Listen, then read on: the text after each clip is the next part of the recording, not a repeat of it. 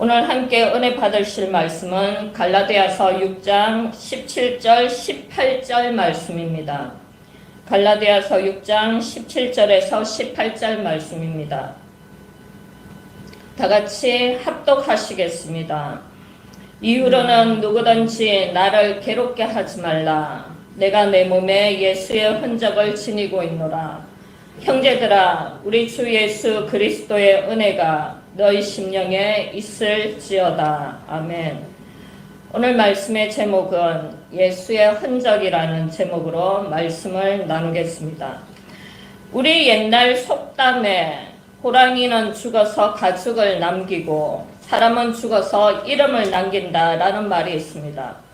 이것은 곧 이 세상을 살다 갔다는 흔적, 자취를 남긴다는 뜻과 동일할 것 같습니다. 우리의 일생에도 우리가 살아낸 흔적과 자취를 남기게 됩니다. 어쩌면 우리 하루하루의 24시간의 발자취가 날마다 흔적이라는 은행에 저축하듯 쌓여지고 모아지는 것도 같습니다. 그런데 우리 인생의 여정이 어떤 흔적으로 쌓여지고 모아지는 것인가 하는 문제는 굉장히 중요합니다. 서두 시작에 언급했던 것과 같이 사람은 죽어서 이름을 남긴다고 했습니다. 내 이름 앞에 내 이름 뒤에 붙여지는 수식어가 어떤 단어가 붙어서 따라오게 되고 그것이 나의 이름의 최종적인 흔적으로 남게 됩니다. 우리의 행동 하나하나가 우리 인생의 흔적을 만들어냅니다. 요즘 뉴스를 보면 강력 범죄를 저지른 범죄자들의 이름 앞에 무기징역 누구누구, 사형수 누구누구라는 이름으로 불려지는 것을 종종 우리는 보게 됩니다. 그만큼 우리의 잘못된 행동으로 이 세상에서의 마지막 흔적이 비참한 최후를 맞이하게 되는 것도 같습니다. 우리는 내 인생의 흔적에, 내 이름 석자의 흔적에 어떤 것이 남겨져야 하겠습니까? 어떤 흔적을 남기고자 오늘도 사셨습니까? 오늘 본문에서 사도 바울은 갈라디아서 마지막 6장을 마무리하며 17절에 최종적으로 강력하게 강조했던 말씀은 내가 내 몸에 예수의 흔적을 지니고 있노라 라며 강력하고 또 정확하게 고백하고 있습니다. 여기서 잠깐 흔적의 사전적 의미를 살펴보면 지나간 뒤에 남은 자국이나 자취를 말하고 있습니다. 그리고 헬라어로는 여러분들 다 많이 아실 것입니다. 헬라어로는 스티그마인데 소유를 표시하기 위해 가축이나 노예의 몸에 인두로 지진 자국과 상처를 말합니다. 곧 사도 바울의 고백은 복음 사역을 위해 당한 온갖 고난과 상처를 가리키고 있다 해도 과언이 아닐 것입니다. 사도 바울에게 있었던 고난의 상처는 스티그마가 되어 종으로서의 순종과 복종의 삶을 철저하게 살아오게 되었던 것도 같습니다. 스티그마란 인두로 지진 자국의 표시로 인해 누군가의 소유가 되어졌습니다. 즉 주인의 소유물이 되어 철저하게 주인에게 복종하며 살아가게 됩니다. 이것이 곧 스티그마 흔적인 것입니다. 여러분들께서는 지금 어떤 스티그마가 있습니까? 어떤 인생의 영광의 자국이 새겨져 있습니까? 아니면 어떤 상처, 아픔, 괴로움의 흔적이 날마다 여러분들을 힘들게 하고 짓누르고 있습니까? 그래서 어제도 잠을 설치며 끙끙거리지는 않으셨습니까? 빌립보서 4장 6절 7절 말씀은 아무것도 염려하지 말고 다만 모든 일에 기도와 간구로 너희 구할 것을 감사함으로 하나님께 아뢰라. 그리하면 모든 지각에 뛰어난 하나님의 평강이 그리스도 예수 안에서 너희 마음과 생각을 지키시리라고 말씀하십니다. 저는 요즘 가장 깊게 철저하게 깨닫는 것이 한 가지가 있습니다.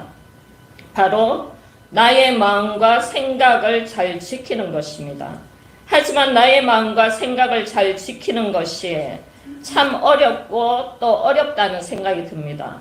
하루에도 12번 마음과 생각이 바뀔 때가 있는 것입니다. 더군다나 저는 갱년기인 나이라 그런지 좋았다가 나빴다가 긍정적으로 되었다가 부정적으로 치닫고 도대체가 나의 의지와 상관없이 수시로 왔다 갔다 오르락내리락 하게 되는 것도 같습니다. 우리는 얼마 전 2024년 새로운 한 해를 또 맞이했습니다. 저도 2023년 12월 31일 마지막 날에 2023년도의 안 좋은 일과 모든 상처와 아픔은 다 잊어버리고 2024년도에는 모든 것이 새롭고 형통하게 전개되길 누구보다 기대와 희망에 가득 넘쳐 있었습니다. 그리고 올해도 일본 선교도 본격적으로 진행해야 하기에 더욱더 하나님의 인도하심을 바라보며 행복하게 살자며 다짐하고 있었던 1월 초 며칠이 지나고부터 몸이 너무 안 좋고 1월 한 달을 계속 아프게만 지내야만 했습니다. 진통제 약을 먹어도 아프고 그리고 아팠다 괜찮았다를 반복하니 나중에는 괜찮아져도 또 걱정이 앞섰습니다. 이러다 또 아플 텐데 도대체가 아무에게도 말도 못하고 혼자 끙끙거렸습니다. 여차하면 서울병원에 올라가야겠다는 마음을 먹고 기도를 하기 시작했는데 이 빌립보서 말씀이 생각났습니다. 기도 속에서 부정적으로 사로잡힌 모든 마음과 생각을 강력하게 물리치며 대적 기도와 선포 기도를 1시간 이상 집중적으로 하기 시작했고 어느새인가 평안이 물밀듯 찾아오고 오랜만에 정말 깊은 잠도 자게 되었습니다.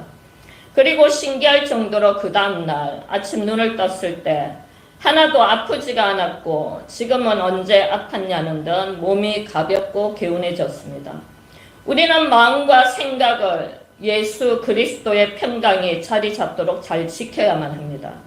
부정의 흔적을 물리치고 긍정의 흔적으로 채우기 위해서는 무엇보다 기도와 감사가 절대 전제가 되어야 합니다.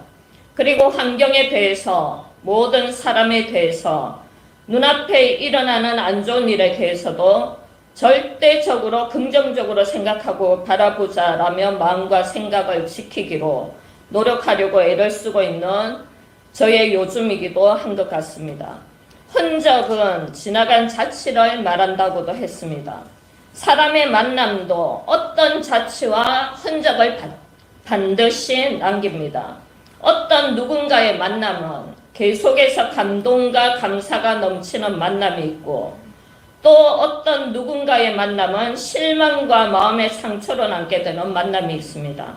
우리는 누군가에게 감동의 여운을 주는 그런 만남의 상대가 되어야 합니다. 그리고 끝과 마지막을 잘 대미해야 합니다.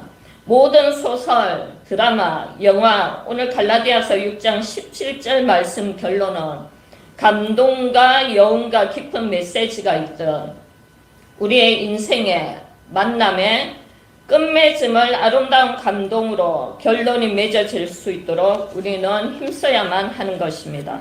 항상 마지막 헤어질 때의 아쉬움과 서로가 잘 되기를 진심으로 바라게 되는 사랑의 마음이 채워지는 만남이 되도록 노력하고 또 노력해야 합니다. 저도 작년에 일본 선교지에서 만난 동역자 몇 분의 감사를 지금도 잊을 수가 없습니다. 살뜰히도 저를 챙겨주시고 보살펴주시고 응원해 주셨던 분들의 수고와 고마움은 항상 저의 가슴 속에 감동으로 지금도 남아있는 것 같습니다. 그리고 누구보다도 행복하고 기쁘고 잘 되기를 바라는 마음으로 늘 기도로 보답하고 있기도 합니다. 사랑은 많이 받아본 자만이 남도 사랑할 수 있습니다. 우리는 하나님의 사랑으로 거듭난 자들이 되었습니다. 하나님께서는 우리를 너무 사랑하셔서 예수님을 이 땅에 보내주시고 우리를 살리기 위해 독생자이신 아들 예수님을 죽이시면서까지 우리에게 정확하고 확실한 사랑을 보여주셨습니다. 남을 살리기 위해 죽으신 예수님, 하나님은 여러 가지의 방법이 있었겠지만 수없이 많은 방법, 수없이 많은 경우의 수가 있었겠지만 예수님의 죽으심을 택한 경우의 수를 선택하셨습니다. 왜 그러셨을까요? 왜 이 방법과 이 경우의 수를 택하셨을까요? 하나님께서도 얼마나 많은 고민과 생각을 하셨겠습니까? 그 고민과 생각을 거듭해서 내린 결론은 인류의 사랑이 먼저였습니다. 인류를 사랑한다는 결론이 예수님의 십자가 사건으로 증명되었고 증명시켜내셨습니다. 하나님이라서 하나님이어서 하나님이기에 해내실 수 있는 인류 최대의 사랑의 십자가 사건이라고도 말할 수 있습니다. 십자가 사건으로 완성된 예수님의 사랑의 흔적이 완벽하게 완성되어졌습니다. 그리고 우리에게조차 예수의 흔적을 지닐 수 있는 특권을 부여시켜 주셨습니다. 오늘 말씀의 제목이 예수의 흔적이라는 제목으로 지금 말씀을 나누고 있습니다. 그렇다면 사도 바울의 이 고백처럼 예수의 흔적을 지니기 위해서 좀 더 구체적으로 잠깐 알아보겠습니다. 예수의 흔적을 지니기 위해 많은 것들이 있었겠지만 특히 갈라디아서 6장 14절 말씀같이 그러나 내게는 우리 주 예수 그리스도의 십자가 외에 결코 자랑할 것이 없으니 그리스도로 말미암아 세상이 나를 대하여 십자가에 못 박히고 내가 또한 세상을 대하여 그러하리라 라는 이 말씀처럼 우리의 자랑은 오직 예수 그리스도의 십자가가 되어야 합니다. 예수님께서 나의 죄를 대신해 십자가에 달려서 죽으셨습니다. 이 사실을 우리는 자랑해야 합니다. 이 세상은 수없는 자랑거리로 자기를 높이며 살아갑니다. 결국은 자기 자랑을 한다는 것은 교만과 직결됩니다. 자랑을 한다는 것 자체가 나를 내세우며 상대방보다 높다, 우월하다를 나타내려는 이기심에서부터 출발한다고도 볼 수 있습니다. 그런데 우리가 명심해야 할 것이 하나 있습니다. 자랑을 하는 동시에 그 자랑하는 모든 것들이 다시는 자랑할 수 없는 조건으로 바뀔 수도 있다는 사실도 우리는 기억해야만 합니다. 저는 잘 아는 권사님 한 분이 계십니다. 예전에는 남천동 현대아파트 혼자서 40평이 넘는 평수에 잘 사셨는데 지금은 산동네에 방 2칸짜리 월세에 살고 계십니다. 몇 년 전만 해도 만날 때마다 둘째 아들 자랑을 항상 입에 달고 사셨습니다.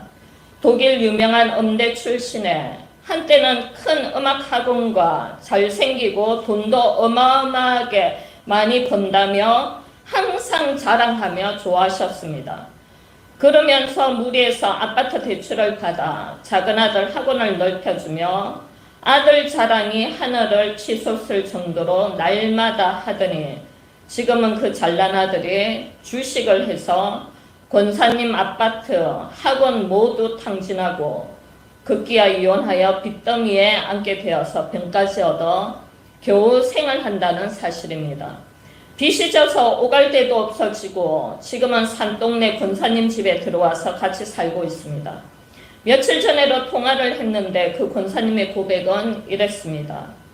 인생을 되돌아보니 입 바른 소리 절대 할 것 없고 어떠한 일도 자랑할 게 못 된다고 고백하셨습니다. 아들이 똑똑하고 잘 될 때는 남의 아들 왜 저렇지, 저 아들은 왜 저래 하며 내 아들이 최고인 줄 알았는데 내 아들이 저렇게 될 줄 몰랐다며 우시는 것이었습니다. 그래서 인생은 참 아이러니하고 알 수가 없는 것이 인생인 것도 같습니다. 참 만만치 않고 어쩌면 혹독하게 치루어내야 하는 인생의 분량들이 누구에게나 놓여져 있는 것이 아닌가 싶기도 합니다. 참 만만치 않고 혹독한 인생을 잘 치루어내는 비결은 우리는 자랑을, 교만을 멈추고 겸손해야만 합니다. 작년 12월에 TV를 보다 코미디 연말 시상식을 보게 되었습니다. 그런데 상을 탄 한 수상자 여자분의 수상 소감이 참 인상적이었습니다. 코미디를 하면서 그동안 많은 사람들을 웃겨왔고 이렇게 수상까지 했지만 정작 나는 많은 사람들을 웃기기 위해 웃긴 만큼 남 모르게 많이 울어야 했다고 고백하는 것이었습니다. 정말 아이러니한 것 같습니다. 누군가를 즐겁게 하며 웃기기 위해 남 모르게 그만큼 울어야 하는 것이 누군가의 삶의 무게인 것도 같습니다. 너무도 상반되는 이 아이러니한 인생, 꼭 머피의 법칙과도 같습니다. 그래서 우리는 예수님의 십자가 사건을 다시 한번 기억해야만 합니다. 생명을 살리기 위해 죽으셔야만 했던 우리 예수님, 이 세상에 그 어떤 자랑이 이보다 고귀할 수 있으며 이보다 숭고하고 높을 수가 있겠습니까? 이 사실을 깨닫는 한 우리는 예수님 자랑만 하고 다녀야만 합니다. 혹시 내가 내세울 것이 있고 자랑할 것이 있다면 속으로만 감사하시고 입으로는 멈추십시오. 그리고 나의 입으로 자랑하는 그 순간 그 자랑은 어쩌면 허공으로 손살같이 날아갈 수도 있다는 사실입니다. 성경 말씀 중에 제가 가장 좋아하는 말씀이 있습니다. 고린도전서 7장 30절에서 31절 말씀입니다.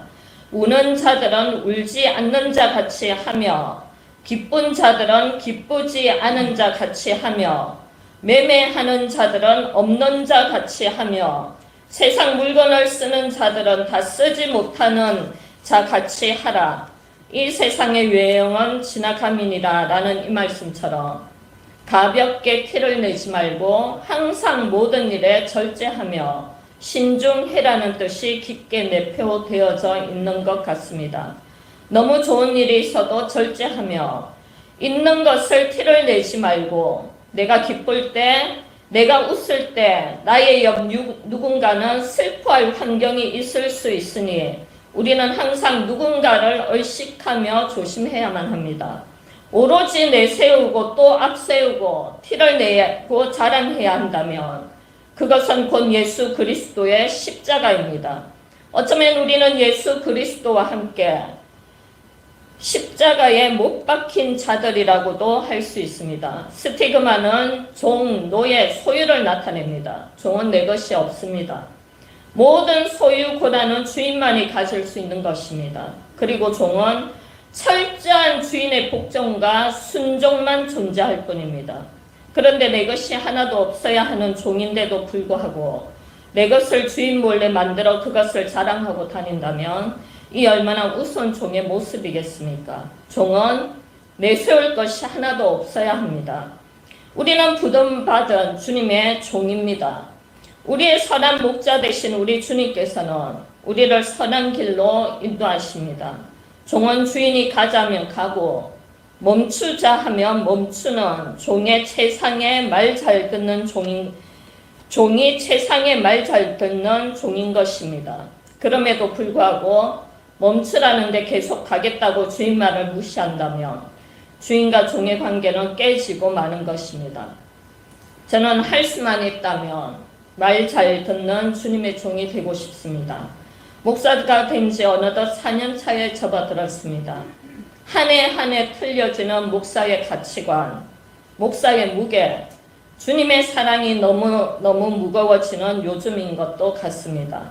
주님의 사랑이 너무 무거워 어떻게 할 수 없는 이 마음과 중심과 많은 생각들을 자꾸 내려놓고 있습니다. 주님은 크고 나는 아주 작고 주님은 위대하신데 나는 아주 볼품없는 것 같고 주님의 사랑은 무한성인데 나의 사랑은 족살 같고 주님은 완전하신데 나는 불완전하고 주님의 능력은 로켓 같고 나의 능력은 종이 비행기 같은 나의 초라함을 날마다 고백하며 나가는 어제이자 오늘 하루의 모습인 것도 같습니다.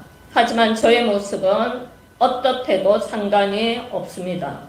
1억만 분의 1이라도 내가 부서져서 주님의 영광이 조금이라도 나타난다면 그것으로 모든 것이 괜찮아지는 것 같습니다. 저는 어떻게 돼도 괜찮고 내가 좋아하는 주님만 괜찮으시다면 다 괜찮은 것 같습니다.